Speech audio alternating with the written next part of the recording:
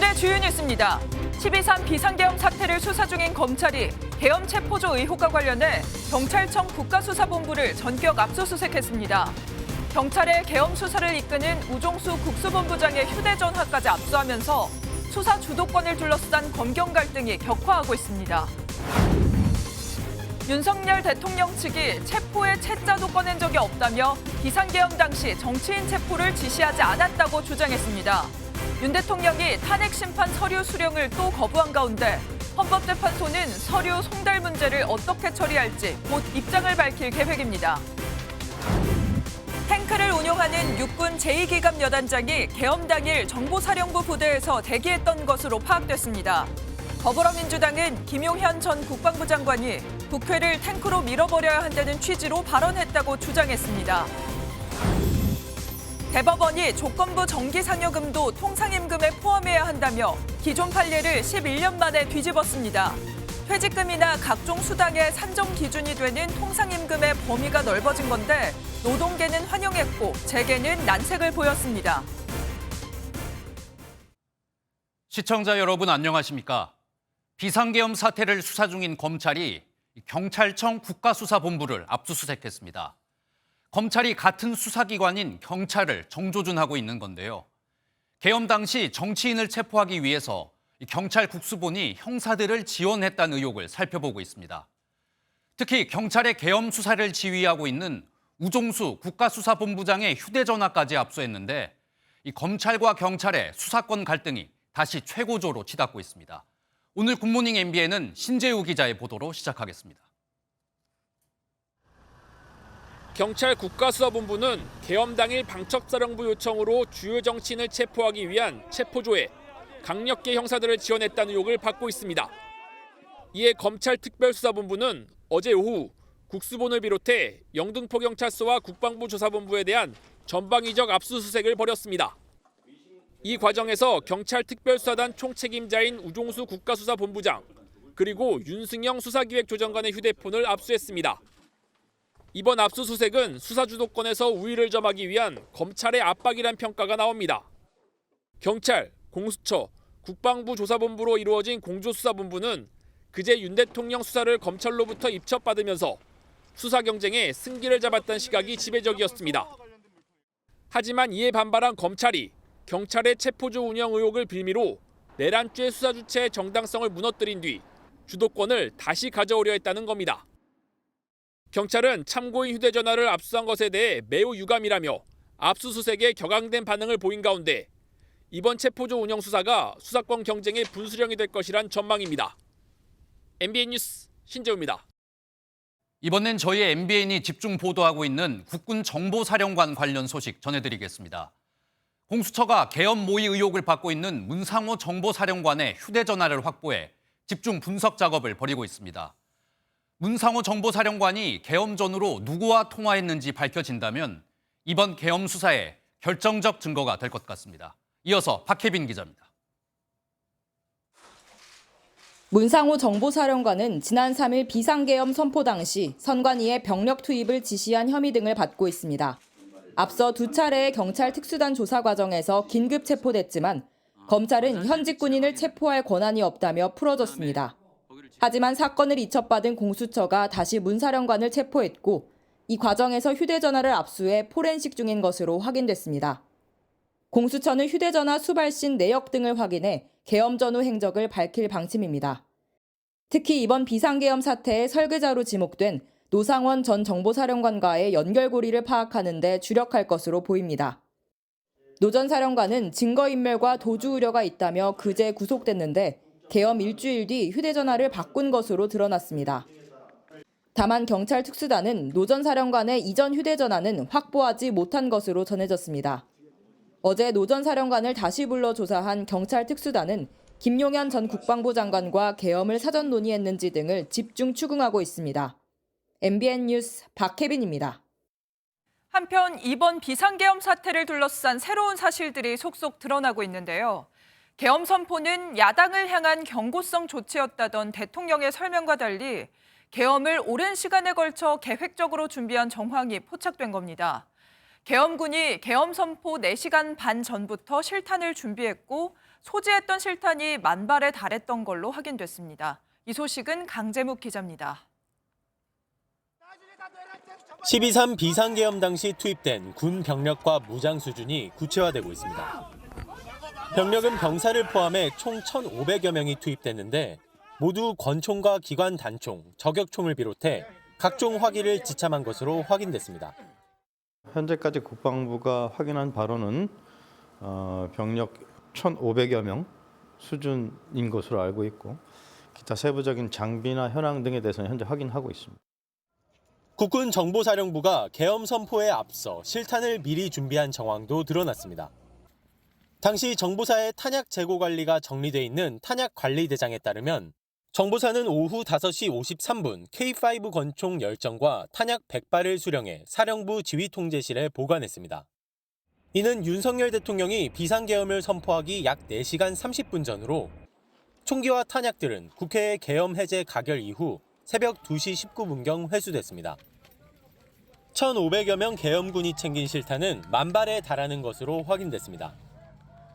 특전사 707 특임대는 보통탄 3,960발과 공포탄 1,980발을 불출했고 수방사는 실탄 5,048발과 공포탄 2,939발을 불출한 것으로 드러났습니다. 다만 당시 국회에 출동했던 특전사 대원은 MBN에 여단 병력들은 실탄을 탄약고에서 아예 꺼내지도 않았으며 무조건 국회로 가라는 지시를 받았었다고 설명했습니다. MBN 뉴스 강재묵입니다. 계엄 선포 당일 장갑차와 탱크를 운용하는 육군 2기갑 여단의 여단장이 정보사령부에 대기하고 있었던 걸로 알려졌습니다. 민주당은 김용현 전 국방부 장관이 국회를 탱크로 밀어버리란 취지의 발언을 했다고 주장하면서 계엄 때 탱크 부대도 동원하려 한 게 아니냐는 의혹을 키웠는데요. 군은 당시 실제 출동 준비는 없었다는 입장입니다. 이 내용은 정태진 기자입니다. 비상계엄 선포 직전인 지난 3일 저녁 전차와 장갑차 부대인 육군 기갑여단 93의 여단장이 경기 판교 정보사 사무실에 있었던 것으로 전해졌습니다. 계엄을 사전에 기획하고 보고령 초안 작성 등 관여 의혹을 받는 노상원 전 정보사령관의 호출을 받고 간 것으로 알려졌습니다. 과연 그 자리에 갔는지 또 어떤 배경으로 갔는지 이런 것들이 좀 확인이 돼야 될 것이고 민주당은 계엄 선포를 앞둔 지난 3일 점심 김용현 전 국방장관이 국회를 탱크로 확 밀어라는 발언을 했다고 주장했습니다. 김용현은 12월 3일 당일 오전 11시 40분 국방 컨벤션 센터 오찬에서 이미 국회가 국방 예산으로 장난질인데 탱크로 확 밀어버려라 라는 취지의 발언을 한 바 있다고 합니다. 부 여단장이 김 전 장관 지시를 따르기 위해 기갑전력 동원을 준비한 게 아니냐는 의혹이 제기됐지만 군은 선을 그었습니다. 별도로 병력이 출동하기 위해서 준비했던 것은 없습니다. 검찰은 구 여단장의 행적 등을 추궁하기 위해 구 여단장을 소환 조사한 것으로 알려졌습니다. MBN 뉴스 정태진입니다. 이번 주말 날씨 소식 전해드리겠습니다. 오늘 밤부터 전국 대부분 지역에 비나 눈이 오겠습니다. 절기상 1년 중 밤이 가장 길다는 동지인 내일은 중부지방을 중심으로 폭설 예보가 있어 피해 없도록 미리 대비하셔야겠습니다. 장동건 기자입니다. 오늘 밤부터 내일 오후까지 전국 곳곳에 눈 폭탄이 쏟아집니다. 기상청은 서해안과 제주도를 시작으로 비 또는 눈이 오기 시작해 전국으로 확대될 것으로 내다봤습니다. 따뜻한 공기가 서풍을 타고 서해상을 지나면서 한반도에 있던 찬 공기와 만나 강력한 구름대가 만들어지는 겁니다. 내일 수도권에는 1에서 5cm, 경기 남부와 동부에는 3에서 8cm의 눈이 쌓이겠고 강원 남부와 전북 동부에는 최대 10cm의 눈이 쌓이는 등 전국 대부분이 화이트 동지를 맞을 전망입니다.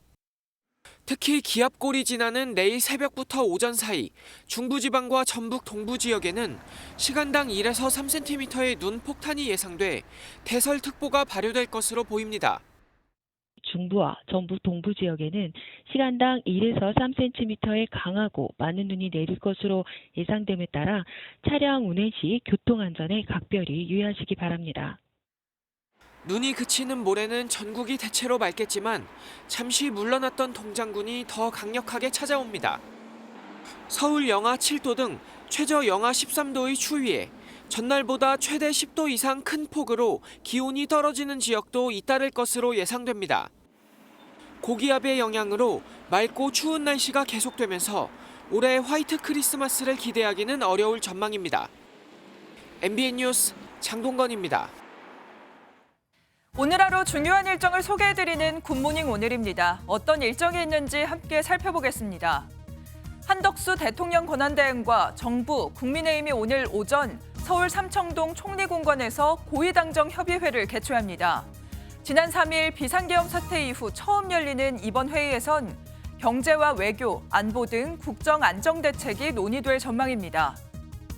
더불어민주당은 오늘 오전 긴급 의원총회를 열고 한덕수 대통령 권한대행에 대한 탄핵소추안 추진 여부를 논의합니다. 민주당은 거부권 행사 시 탄핵을 공언해왔지만 헌법재판관 임명과 내란 특검 제2요구권 등을 지켜본 뒤 탄핵 여부를 결정하자는 의견도 있는 걸로 전해졌습니다. 방역당국이 오늘자로 전국에 독감 유행주의보를 발령합니다.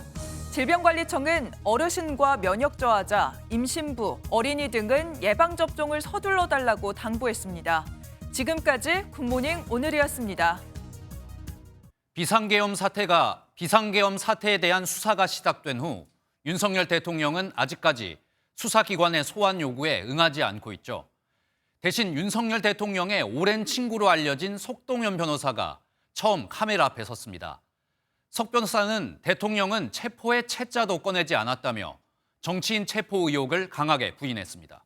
먼저 최희지 기자입니다. 윤석열 대통령의 40년 지기로 알려진 석동현 변호사, 윤 대통령 변호인단과 긴밀히 소통을 하고 있는 석 변호사는 어제 오후 서울 고등검찰청 앞에서 기자회견을 열었습니다. 계엄 당일 정치인 체포 지시가 있지 않았느냐는 질문에 석 변호사는 윤 대통령이 정치인을 국회에서 끌어내라는 지시도 체포하라는 지시도 하지 않았다고 답했습니다. 체포의 채자도 꺼낸 적이 없다는 부분은 내가 대화를 했으니까 말씀드릴 수 있지만 앞서 12.3 비상계엄 사태 때 투입된 핵심 관계자들의 국회 증언과 검찰 진술 등을 전면 부인한 겁니다. 이재명 대표님 있었고 야당 원내대표 있었고 아직 다 안 채워진 것 같다. 빨리 문을 부수고 들어가서 안에 있는 인원들을 끄집어내라. 라고 말씀을. 석 변호사는 정치인을 체포해서 어디에 가둘 수 있겠느냐며 기자들에게 반문하기도 했습니다. 그러니까 체포를 했다 안 했다를 떠나서 체포하면 도대체 어디다가 데려놓겠다는 것입니까? 이 또한 수방사 지하에 마련된 비원 벙커에 가두라고 했다는 계엄 핵심 관계자의 구체적인 진술과 배치됩니다. 윤 대통령 측이 내란죄 혐의를 뒷받침할 수 있는 핵심 증언들을 부인하면서 윤 대통령이 어디까지 지시했는지를 놓고 치열한 법적 공방이 예상됩니다. MBN 뉴스 최희지입니다. 앞서 보신 것처럼 대통령 변호에 나선 석동현 변호사는 계엄 사태 이후 윤석열 대통령을 직접 만났다며 자신이 들은 이야기도 전했습니다. 석 변호사는 윤 대통령은 계엄령 선포를 헌법적인 권한 행사로 생각하고 있다 말했는데요. 그러면서 기자회견으로 계엄을 예고하고 국회가 그만두라고 그만두는 내란이 어딨냐며 내란죄가 될 수 없다는 대통령의 생각을 전했습니다. 이어서 강세연 기자입니다. 석동현 변호사는 윤석열 대통령이 계엄령 선포 당시 우리나라가 비상 상황이라고 보았고 이를 정상으로 돌리려고 헌법적 권한을 행사했다고 생각한다고 말했습니다. 비상계엄이라고 하는 좀 충격적인 사항입니다만은 그러한 헌법적 권한 행사가 필요할 만큼 적어도 대통령의 입장에서 망국적 비상 상황으로 보았고 기자회견으로 계엄령을 선포하고 국회의 계엄령 해제 요구에 따랐으니 내란으로 볼 수 없다는 대통령의 생각도 전했습니다. 기자회견을 통해서 비상계엄을 선포했는데 내란을 예고하고 하는 내란이 어디 있나, 그만두는 내란이 어디 있나 이런 생각을 하시고 계엄령 선포와 해제 모두 합법적으로 이루어졌고 내란이 아니라는 뜻을 다시 한번 강조한 겁니다. 고위공직자 범죄수사처가 출석을 요구하면 나갈 것이냐는 질문엔 변호인단이 꾸려지면 답할 사항이라며 즉답을 피했습니다. 변호인 선임이 늦어지는 게 수사 지연 의도가 아니냐는 지적에 대해서도 최적의 변호인단을 위해 준비 중이라고 설명했습니다. 1차 소환 조사는 무산된 가운데 공수처는 곧 두 번째 출석 요구서를 전달할 방침입니다. 검찰이 공수처로 사건을 넘기며 중복 수사 논란까지 해소된 상황에서 윤 대통령이 언제 출석을 결심할지 주목됩니다. MBN 뉴스 강세현입니다. 앞서 보신 윤석열 대통령 측의 입장 발표를 민주당은 구질구질하다는 말 한마디로 반박했습니다. 수준 낮은 증거인멸에 부하 직원들로 꼬리 자르기를 하고 있다 비판했는데요. 이번 탄핵 사건을 맡을 법률 대리인을 선임하며 본격적인 탄핵 심판 준비에 들어갔습니다. 민주당 반응은 표선우 기자가 보도하겠습니다. 민주당은 윤석열 대통령 측 변호인 입장문에 구질구질하다는 박한 평가를 내놨습니다. 총을 든 계엄군이 국회에 난입하는 위헌적 상황을 전 국민이 겪었는데 궤변만 일삼는다며 검찰 출신이 한낱 잡범보다 못하다고 맹비난했습니다. 특히 계엄군 지휘관들의 진술과 배치되는 체포의 채자도 꺼내지 않았다는 윤 대통령의 주장에 대해 비난이 쏟아졌습니다. 자기가 살자고 자기의 명령을 따랐던 사람들을 다 거짓말쟁이로 만드는 겁니까? 노골적으로 증거 인멸을 지시하는 겁니까? 민주당 주도의 국회 내 탄핵 추진은 차질 없이 진행되고 있습니다. 국회 탄핵소추위원단은 박근혜 전 대통령 탄핵 심판 심리에도 참여했던 김희수 전 헌법재판관과 송두환 전 국가인권위원장 등 17명을 국회 측 법률 대리인으로 선임했습니다. 탄핵소추단은 조속한 헌법재판소 9인 체제 구성도 촉구했습니다. 9명 중 3인은 국회에서 선출하는 자를 이렇게 돼 있습니다. 그래서 대통령이 임명장에 마지막에 잉크만 찍으라는 취지라는 겁니다. 윤 대통령이 혐의를 거듭 부인하고 있는 만큼 탄핵소추단과 대리인단은 오늘 첫 번째 회의를 열고 대통령 내란 혐의 입증에 집중할 계획입니다. MBN 뉴스 표선우입니다. 한편 윤석열 대통령은 헌법재판소가 보낸 탄핵 심판 서류를 어제도 받지 않은 것으로 확인됐습니다. 대책을 논의 중인 헌법재판소는 관련 서류들이 대통령에게 전달된 것으로 판단할지 다음 주 월요일인 오는 23일에 최종 입장을 발표할 계획입니다. 이 내용은 노하린 기자입니다. 헌법재판소는 윤석열 대통령에게 탄핵 심판 심리 준비를 위한 서류들을 잇따라 보냈습니다. 지난 16일 탄핵 심판 접수 통지서와 출석 요구서 등을, 지난 17일에는 계엄 포고령과 국무회의록을 요구하는 준비 명령을 보냈습니다. 하지만 윤 대통령은 인편과 우편, 전자행정 시스템 3가지 방식으로 보낸 문서 수령을 모두 거부하고 있습니다. 우편의 경우 대통령실로 보낸 건 수취인 부재로, 한남동 관저로 보낸 건 경호처 수취 거부로 지금까지 3차례나 배달에 실패했습니다.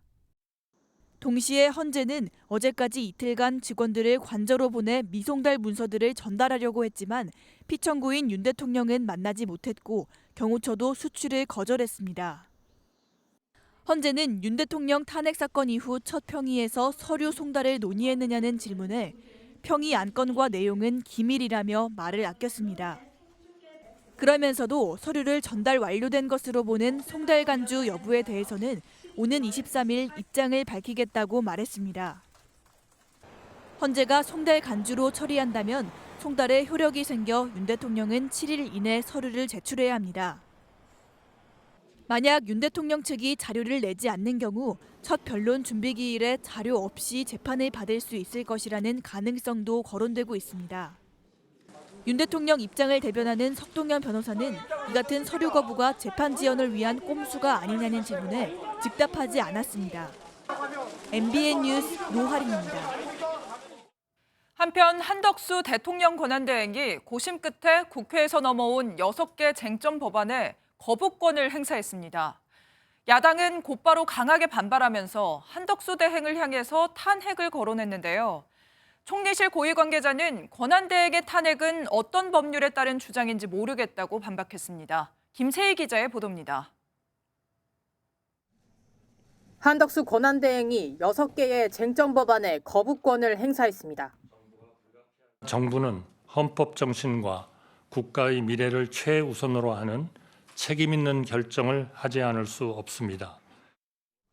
대통령 권한대행이 대통령 고유 권한인 거부권을 행사한 건 지난 2004년 고건 전 총리 이후 20년 만입니다.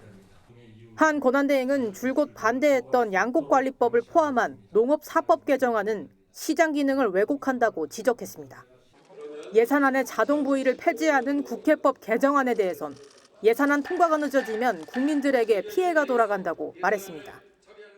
원활한 예산 집행을 위해 국회가 준수해야 할 최소한의 기준을 정한 헌법의 취지에 반하는 것입니다. 국회 출석이나 자료 제출 요구를 거부할 수 없는 국회 증언감정법의 경우 헌법상 비례의 원칙과 명확성의 원칙을 위반한다고 설명했습니다. 방기선 국무조정실장은 이번 제2요구권은 진정한 의미의 제2요구라며 거부권의 문제가 아닌 국가 미래를 위한 요구라고 밝혔습니다. 총리실 고위 관계자는 야당이 탄핵 소추 가능성을 언급하는 데 대해 대통령 권한을 이어받은 총리가 제2요구권을 행사하는 것이 탄핵 사유라는 것이 어느 법률에 의한 판단인지 모르겠다고 받아쳤습니다. MBN 뉴스 김세희입니다. 앞서 보신 민주당과 반대로 국민의힘은 한덕수 권한대행의 거부권 행사를 반겼습니다. 국민의힘 권성동 원내대표는 이재명 국정파탄 유법에 대한 거부권은 한 권한대행의 당연한 결정이자 책무라며 한 발 더 나아가 한덕수 대행에게 당당하게 거부권을 행사하라고 말했습니다. 앞으로 남아있는 두 특검법, 김건희 여사 특검법과 비상계엄 내란 특검법에도 거부권을 요청한 걸로 분석됩니다. 김태희 기자가 보도합니다. 권성동 권한대행은 한덕수 대통령 권한대행이 거부권을 행사한 법안을 이재명 국정파탄 6법이라고 규정하고 당연한 결정이자 권한임을 강조했습니다. 민주당이 청소 대행을 운운하며 어떻게든 제2요구권 행사를 막기 위한 얄팍한 핑계에 제2요구권을 행사하는 것은 대통령 권한대행의 당연한 책무입니다. 한 권한대행을 향해 당당하게 권한을 행사하길 바란다며 사실상 거부권 시한이 다음 달 1일까지인 김건희 여사 특검법과 내란 특검법에 대한 거부권도 압박했습니다. 거대 야당의 위력을 악용하여 일방 처리한 법안들입니다. 민주당은 대통령 권한대행에게 탄핵으로 으름장 놓는 폭력적인 협박 정치를 당장 중단하길. 박근혜 전 대통령 탄핵 당시 대통령 권한대행을 지낸 황교안 전 국무총리도 힘을 실었습니다. 지금 상황에서는 거부권 행사가 적절했다고 생각합니다. 권 대행은 야당이 무한 탄핵 남발로 국정을 마비시키면서 국정 안정을 외치는 부조리극을 당장 중단하라고 몰아붙였습니다. 여당은 한 권한대행의 적극적 거부권 행사는 되고 헌법재판관 등 형식적 임명권은 안 된다는 입장입니다. 여당이 대통령 권한대행의 권한을 자의적으로 해석하고 있다는 게 야권의 비판인데 당분간 이와 관련한 힘겨루기는 계속 이어질 전망입니다. MBN 뉴스 김태희입니다. 한덕수 대통령 권한대행이 거부권을 행사하자 민주당은 곧바로 한덕수 대행이 입법권을 침해했다면서 비판의 목소리를 냈습니다. 하지만 또 한덕수 대행까지 실제로 탄핵하기엔 탄핵 남발이란 역풍이 우려되는 상황이라 쉽게 결정을 내리지 못하고 고민하는 모습입니다. 민주당 반응 정태훈 기자입니다. 민주당은 한덕수 권한대행의 거부권 행사 직후 강한 유감을 나타냈습니다. 명백한 입법권 침해입니다. 한덕수 권한대행이 지금 해야 할 일은 윤석열과 내란 세력의 꼭두각시 노릇이 아니라 민의를 따르는 것입니다. 줄곧 경고해왔던 탄핵 카드를 꺼내들지 관심이 쏠렸는데 일단 더 지켜본다는 분위기입니다. 대통령 권한대행이 대통령의 권한의 하나인 제2요구권을 행사했다고 해서 그것이 그의 어떤 직무를 행함에 있어서 헌법과 법률을 위반했다 이렇게 단정할 수는 없는 거 아니겠습니까? 민주당 한 핵심 관계자는 닭 잡는데 소 잡는 칼을 쓸 수 없지 않느냐며 권한대행의 탄핵까지는 임계점이 안 찼다고 설명했습니다. 무엇보다 국무위원 줄탄핵으로 국정공백을 야기했다는 역풍에 대한 우려도 크게 작용한 걸로 보입니다. 다만 대통령을 겨냥한 특검에 대한 거부권만은 안 된다는 압박을 이어갔습니다.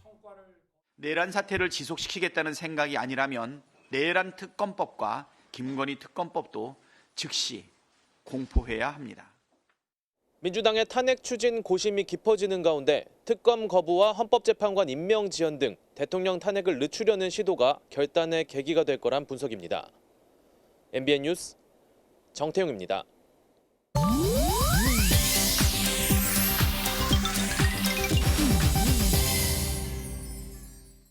인터넷에선 어떤 소식들이 화제일까요? 인터넷 와글와글입니다. 복권 1등에 당첨된 남성이 직장 동료에게 그 다음 장 복권을 구매하라며 권유해 함께 10억 원에 당첨된 사연이 전해졌습니다. 해당 즉석 복권 스피토 2000은 보통 세트로 구매하면 1등 10억 당첨이 2장 연속으로 붙어있을 가능성이 높은데요. 경기 평택의 회사 앞 한 복권 판매점의 동료와 함께 방문한 A씨는 그 자리에서 긁은 복권이 1등인 10억에 당첨됐습니다.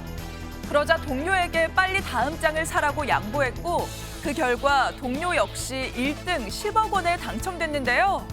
혼자서 20억에 당첨될 수 있었지만 동료에게 그 기회를 양보한 겁니다. 누리꾼들은 끈끈한 동료 사이다, 내 직장 동료가 되어달라 등 다양한 반응을 보였습니다. 그룹 위너의 멤버 송민호 씨가 부실 근무 의혹을 받는 가운데 같은 그룹의 강승윤 씨가 군복무를 마치고 팬들 곁으로 돌아왔습니다.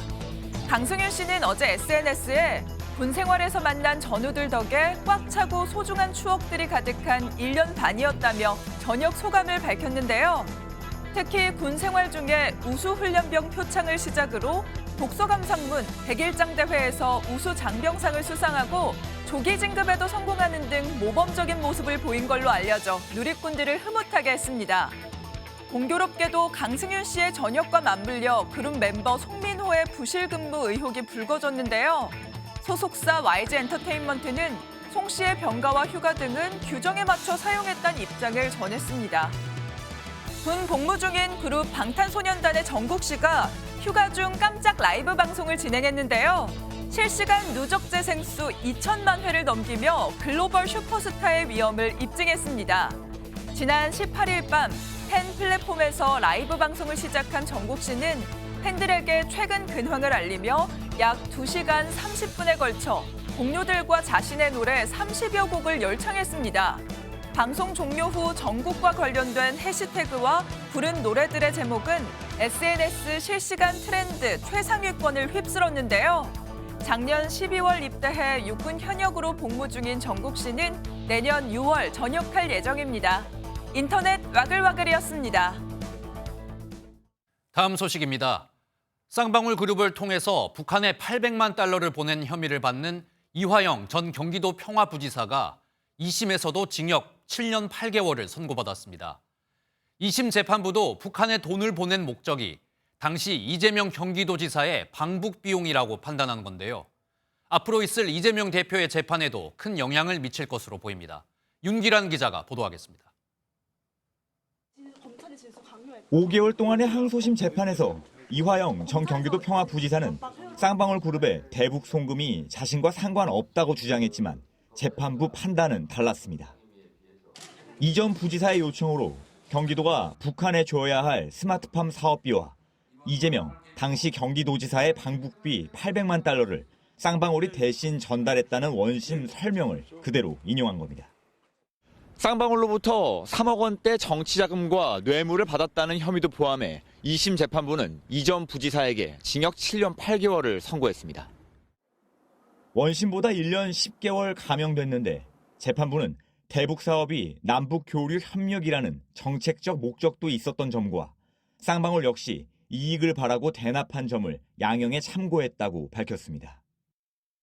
이 전 부지사 측은 곧바로 대법원까지 가겠다는 뜻을 밝혔습니다. 조작된 수사라고 명확하게 말씀하셨고 그렇기 때문에 유감이고 받아들일 수 없다라고 하셨으니까요. 이 말씀이 상고 의지라고 저는 판단.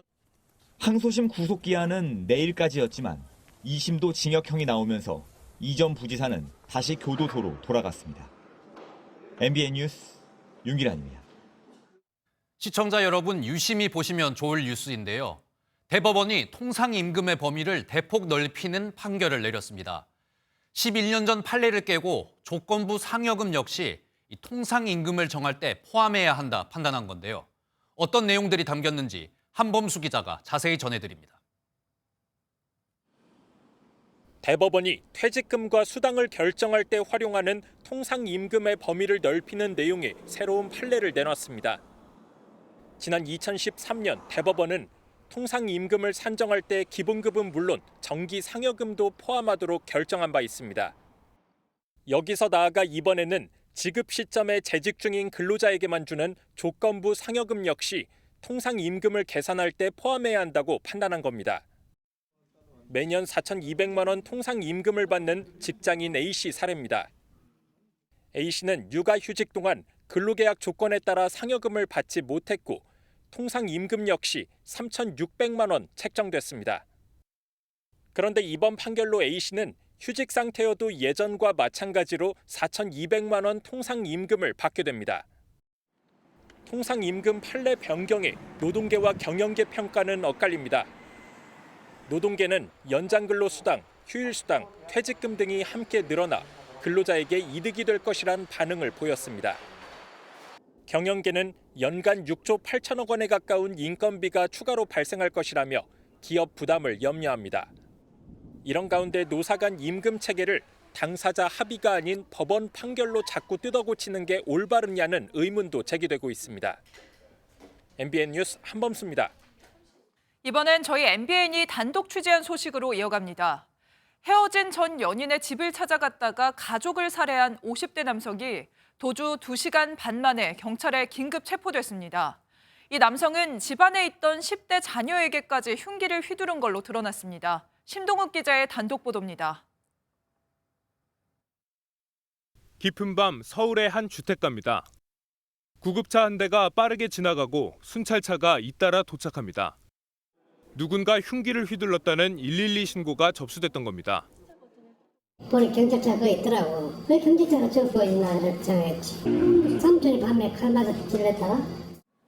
50대 남성 A씨는 어제 새벽 1시쯤 술을 마시고 전 연인인 B씨의 집을 찾아가 창문을 깨고 침입한 것으로 조사됐습니다.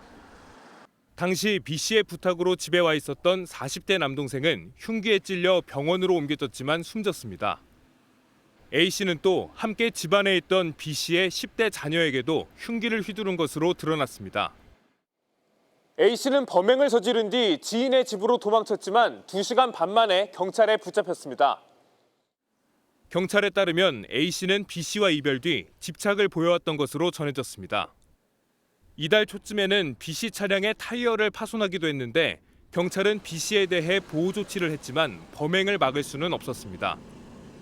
경찰은 A씨를 상대로 정확한 범행 동기를 조사하는 한편 구속영장을 신청할 예정입니다. MBN 뉴스 심동욱입니다. 배우 고 이선균 씨가 세상을 떠난 지 벌써 1년이 됐습니다. 마약 혐의를 받았던 고 이선균 씨는 한 유흥업소의 여실장과 그 지인에게 협박을 받아 괴로워했던 걸로 알려져 있죠. 법원은 두 사람의 범행이 이 씨의 사망 원인이 됐다며 두 사람 모두 징역형을 선고했습니다. 이 소식은 노승환 기자가 보도합니다. 경찰이 고 이선균 배우를 마약 혐의로 조사한다는 사실이 알려졌던 지난해 9월, 이 씨는 협박에도 시달렸습니다. 평소 알던 유흥업소 여실장이 누군가 우리 관계를 폭로한다고 한다, 입을 막아야 하니 3억 원을 달라고 해 실제 3억 원을 뜯겼습니다. 여실장은 그동안 한 전직 영화배우로부터 자신도 협박을 받아 이렇게 할 수밖에 없었다고 주장했습니다. 전직 영화배우로 활동한 여성은 이 씨에게 따로 5천만 원을 뜯어내기도 했습니다. 이선균 씨 공갈 협박한 혐의 인정하세요? 마약 투약. 법원은 두 사람이 지속적으로 고 이선균 씨를 압박해온 사실이 확인된다며 검찰의 공소 사실을 대부분 인정했습니다. 여 실장은 징역 3년 6개월, 전 영화배우는 징역 4년 2개월형을 받았습니다. 재판부는 이 씨는 극심한 고통을 겪었을 것이라며 다른 원인도 있겠지만 두 사람의 범행이 사망 원인임은 부정할 수 없다고 밝혔습니다. 다만 여 실장도 협박을 받았고 전 영화배우는 어린 자녀가 있어 두 사람 모두 검찰 구형 7년보단 형이 줄었습니다. MBN 뉴스 노승환입니다. 러시아와 우크라이나의 전쟁이 새로운 국면을 맞고 있습니다. 러시아 푸틴 대통령이 미국 트럼프 대통령 당선인과 대화할 준비가 돼 있다고 밝혔습니다. 우크라이나의 젤렌스키 대통령도 트럼프에게 종전을 위해 나서달라 호소하고 있는데요. 과연 트럼프가 어떤 결정을 내릴지 전 세계의 관심이 쏠리고 있습니다. 이어서 김문영 기자입니다. 25년째 집권 중인 푸틴 러시아 대통령이 건재함을 과시하기 위해 매년 갖는 연례 기자회견. 푸틴 대통령은 우크라이나 전쟁이 자신의 목표 달성에 가까워졌다고 말하며 러시아가 최근 시험 발사한 오레시니크 미사일의 성능을 지적받자 서방의 미사일 결투를 제안했습니다. Пусть определят какой-то объект для поражения, скажем, в Киеве. Сосредоточат туда все свои силы ПВО и ПРО, а мы нанесем туда удар орешником и посмотрим, что будет. Мы к такому эксперименту готовы. 탈환에 애를 먹는 쿠르스크 지역도 되찾을 거라 호언장담한 푸틴은 트럼프 미국 대통령 당선인과 언제든 만날 준비가 돼 있다고도 했습니다. 젤렌스키 우크라이나 대통령은 이 같은 미사일 결투 제안 소식에 원색적인 비난을 쏟아냈습니다. Ви вважаєте, що це адекватна людина? Просто відморозки. 러시아에 파병된 북한군 전사자와 관련해서는 이미 공개된 것처럼 러시아군이 북한군의 얼굴을 소각한 영상과 사진이 있고 러시아군의 자국 전사자 처리 방식이라고 주장했습니다. 젤렌스키는 휴전은 교전의 일시 중지일 뿐이며 진짜 안전보장은 우크라이나의 나토 가입에 있다며 트럼프의 지지를 공개 호소했습니다. 이유는 어떤 계획도 우크라이나의 동의 없이 결정돼선 안 된다며 젤렌스키에 힘을 실어준 가운데 다음 달 20일 출범하는 트럼프 2기 행정부의 결정에 전 세계에 관심이 집중되고 있습니다. MBN 뉴스 김문영입니다. 미국 국무부에서 2인자로 꼽히는 커트 캠벨 부장관이 한덕수 대통령 권한대행의 체제의 한국 정부와 조만간 고위급 대면 외교에 나설 계획이라고 밝혔습니다. 트럼프 2기 행정부가 출범하는 내년 1월 20일 이전에 한미 외교장관 또는 다른 고위급 당국자의 방문 가능성이 거론되고 있습니다.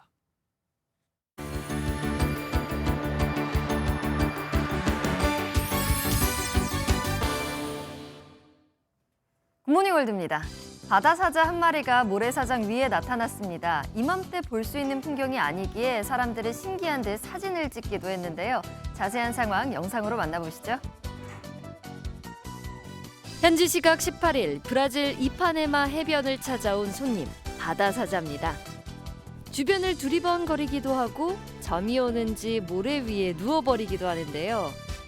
보통 바다사자들은 한겨울이나 봄에 브라질을 찾는데요. 이 바다사자는 흔치 않게 여름에 이곳 해변을 찾았다고 합니다. 전문가들은 바다사자가 이동하던 중에 잠시 쉬려고 멈췄을 수도 있다고 전했는데요. 바다사자는 다행히 건강해 보인다고 하는데 바다사자에게는 즐거운 여정이었길 바라봅니다. 집 앞으로 남성 2명이 뛰어오더니 택배를 집어듭니다. 그런데 이상한 행동을 하면서 택배를 훔쳐갔다는데요. 어찌된 일인 걸까요? 미국으로 가보겠습니다. 현지 시각 9일 새벽에 일어난 일입니다. 두 남성이 현관 앞으로 걸어오더니 CCTV 앞에서 보란 듯이 택배를 훔치는데요. 약을 올리기라도 하듯 춤도 춰 보입니다. 그런데 이틀 뒤 이들이 이곳을 다시 찾았는데요. 피해자가 주변 사람들도 주의하라고 이 영상을 올렸는데 CCTV를 향해 피해자가 올린 영상을 들이밀며 화가 난 듯한 표정을 짓고 깨진 유리잔을 다시 돌려놓기까지 했답니다. 경찰은 이들이 10대1 가능성이 크다고 하는데 이런 일은 절대로 하지 말아야겠죠. 미국 애리조나의 한 초등학교에서 용감한 학생의 행동에 상을 줬다는데요. 8살 학생이 하임리히법으로 위기에 처한 친구를 구했다고 합니다. 화면으로 만나보시죠. 밥을 먹던 한 학생이 음식이 목에 걸린 듯 괴로워합니다. 그러자 옆에 앉아있던 학생이 친구의 상황을 알아채고 곧바로 하임리히법을 실행하는데요. 8살 학생이라고는 믿기지 않을 만큼 현명한 판단과 빠른 실천으로 친구의 목숨을 구했습니다. 학교도 영웅적인 면모를 공식적으로 인정해줬는데 학생은 이 순간을 평생 잊지 못할 것 같네요. 지금까지 굿모닝 월드였습니다. 굿모닝 문화 소식입니다. 손으로 쓴 개성 있는 글씨체 캘리그라피 전시가 열렸습니다. 아름다운 사랑의 언어로 유명한 뮤지컬 시라노가 5년 만에 다시 찾아왔고 라이온 킹의 30주년을 기념하는 뮤지컬 영화 무파사도 개봉했습니다. 이번 주 문화 소식은 이상주 기자가 전해드립니다. 파선지에 담긴 직관적인 한글로 일상에서 느끼는 이야기들을 담아냈습니다. 글과 그림의 구성, 자간, 창의성이 작가의 개성에 따라 달라지며 쓰임새에 따라 멋이 다채로운 캘리그라피입니다. 한글은 최근 문자를 넘어 문화예술 분야에서도 주목받고 있는데 한글 캘리그라피가 시를 비롯해 다양한 글과 만나 새롭게 영역을 넓혀가고 있습니다. 캘리그라피를 배우는 회원 15명이 자신이 사랑했던 혹은 좋아했던 테마로 특별한 전시를 열었습니다. 바쁜 일상에서 취미로 시작한 분들이 연말에 뭔가 추억거리가 될 만한 전시를 좀 준비를 했고요. 생애 최초의 전시를 하시는 분들이라서 좀 뭔가 삶에 있어서 뜻깊은 기회를 좀 주고 싶었습니다. 뮤지컬 시라노는 스페인과 전쟁 중이던 17세기 프랑스에서 가스콘 부대를 이끌었던 콧대 높은 영웅 시라노의 명예로운 삶과 고귀한 사랑을 그립니다. 프랭크 와일드온의 드라마틱한 음악과 사랑의 언어, 위트 넘치는 대사가 18인조 오케스트라와 만나 감성적이고 풍성한 사운드를 선사합니다. 2017년 초연 후 5년 만에 세 번째 시즌으로 새로운 무대 구성과 연출에 최재림, 조영균, 고은성이 폭발적인 가창력과 연기로 관객들의 눈을 사로잡습니다. 무파사는 1994년작 라이온 킹의 30주년을 기념하는 뮤지컬 영화로 무파사와 숙적 스카의 악연을 둘러싼 오랜 궁금증에 대한 이야기입니다.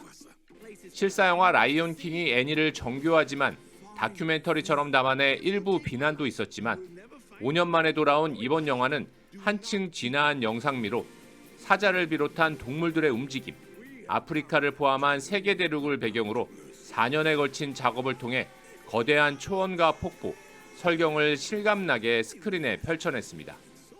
MBN 뉴스 이상주입니다. 올 한 해 시청자들에게 큰 사랑을 받은 저희 MBN 한일가왕전이 세계적으로도 인정받고 있습니다.